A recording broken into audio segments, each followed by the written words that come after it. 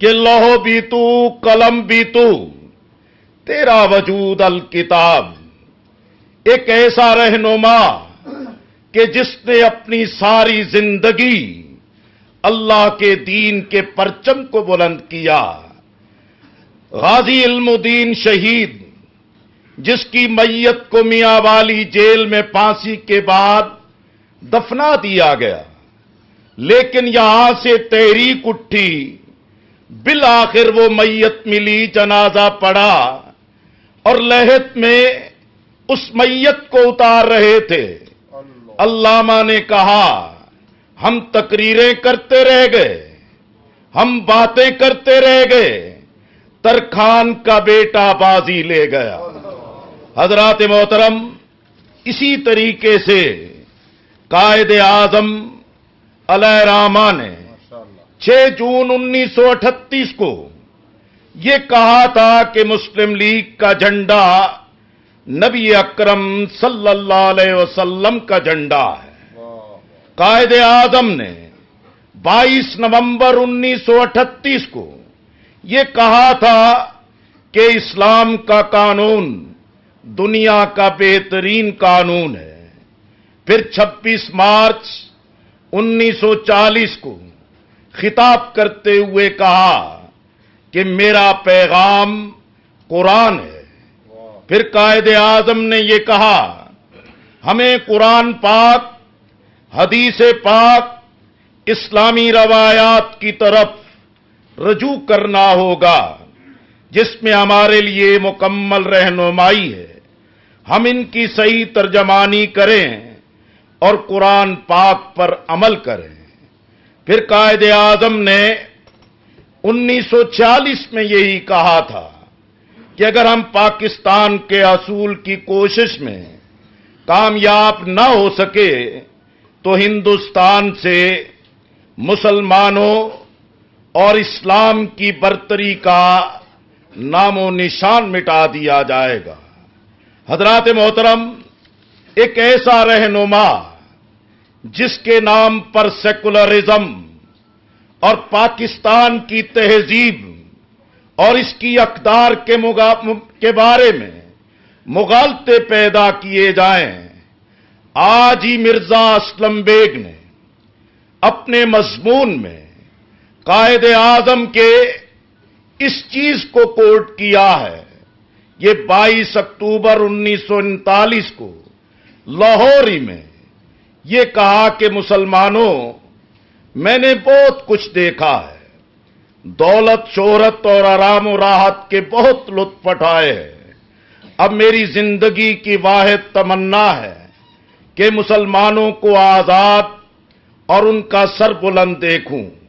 میں چاہتا ہوں کہ جب مروں تو یہ یقین اور اطمینان لے کر مروں کہ میرا ضمیر اور میرا خدا گواہی دے رہا ہو کہ جناح نے اسلام سے خیانت اور غداری نہیں کی اور مسلمانوں کی آزادی، تنظیم اور مدافعت میں اپنا حق ادا کر دیا۔ میں آپ سے اس کی داد اور صلہ کا طلبگار نہیں ہوں۔ میں یہ چاہتا ہوں کہ مرتے دم میرا اپنا دل، میرا اپنا ایمان اور میرا اپنا ضمیر گواہی دے کہ جناح تم نے واقعی مدافعت اسلام کا حق ادا کر دیا، اور میرا خدا یہ کہے کہ جناح بے شک تم مسلمان پیدا ہوئے، مسلمان جیے اور کفر کی طاقتوں کے غلبے میں اسلام کے علم کو بلند رکھتے ہوئے مرے۔ اب ایک ایسے شخص کے اس فکر کے ساتھ کہ جس نے برِ صغیر کے مسلمانوں کی قیادت کی، ان چیزوں کو ان کے ساتھ وابستہ کرنا حقیقت میں یہ گمراہی ہے، جہالت ہے اور پاکستان کے لوگوں کو گمراہ کرنا ہے۔ پھر یہ کہتے ہیں کہ آزادی اظہار رائے۔ ہم ان سے پوچھتے ہیں کیا دینی جذبات کو مجروح کرنا، کیا اسلامیان پاکستان کے قرآن سے وابستگی کے جذبات کو مجروح کرنا، کیا پاکستان کے عوام کے نبی کریم صلی اللہ علیہ وسلم کے ساتھ عشق اور محبت کے جذبات کو مجروح کرنا تمہیں اس بات کی آزادی ہے؟ تم لوگوں کے جذبات کے ساتھ کھیلو، یہ نہیں ممکن ہو سکتا۔ پاکستان ایک ریاست ہے جس کا مذہب اسلام ہے، جس میں آئین ہے، اور آئین کہتا ہے کہ قرآن و سنت سے متصادم قانون نہیں بن سکتا۔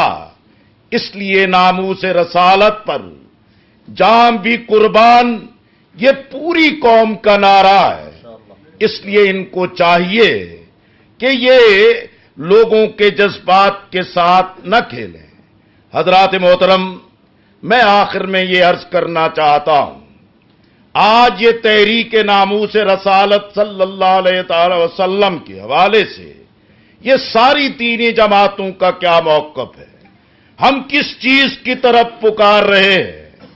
ہم سمجھتے ہیں کہ اب حکومت پر دباؤ آ رہا ہے اور یہ مختلف پینترے بدل رہی ہے، لیکن کہتے ہیں قانون میں تبدیلی نہیں ہوگی، ہم اس کے نفاذ میں، پروسیجر میں اور اس کی ترتیب میں ہم تبدیلی لائیں گے۔ حقیقت میں یہ تبدیلی کے نام پر قانون کی تنسیخ کرتے ہیں، یہ پروسیجرل امینڈمنٹس کے نام پر یہ قانون کی روح ختم کرتے ہیں۔ اس لیے وزیر اعظم صاحب، آپ کا یہ موقف قوم کے لیے قابل قبول نہیں ہے۔ پھر صدر پاکستان آصف علی زرداری ویٹیکن گئے تھے، پوپ پال بینڈکٹ کے ساتھ ملاقات کی تھی، وہاں وعدہ کر کے آئے تھے کہ ہم اس قانون کو تبدیل کریں گے، اس کی تنسیخ کریں گے، اور اسی مقصد کے لیے یہ شہباز بھٹی کی صدارت میں یہ قانون کی تبدیلی کی کمیٹی بنائی ہے۔ یہ سلمان تاثیر جو ناخلف تھا، جس کا باپ پروفیسر تاثیر اسی شہر لاہور میں غازی علم الدین شہید کی میت کے لیے پالکی بنائے کھڑا تھا، اور یہ آصف زرداری ایوان صدر اور حکومت کے کہنے پہ شیخو پورہ جیل پہنچا، لیکن قوم کے احتجاج کے باوجود کوئی ایکشن نہیں لیا، تو پھر ممتاز قادری اللہ کی نعمت کی صورت میں کیوں نمودار نہ ہوتا؟ یہ کروڑوں انسان جو سڑکوں پہ مارے مارے پھرتے ہیں، اللہ کی مدد کیوں نہ آتی؟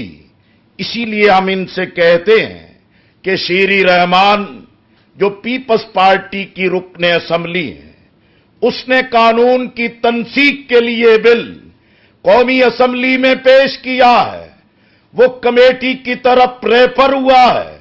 جب تک یہ ایوان میں سے واپس اور اختتام نہیں ہوتا، یہ بل اپنی جگہ قائم ہے۔ پھر فوزیہ وہاب جو پیپلز پارٹی کی ترجمان ہے، وہ یہ کہے کہ قانون کی مرحلہ وار ترمیم ہوگی، اس کا تبدیل کیا جائے گا۔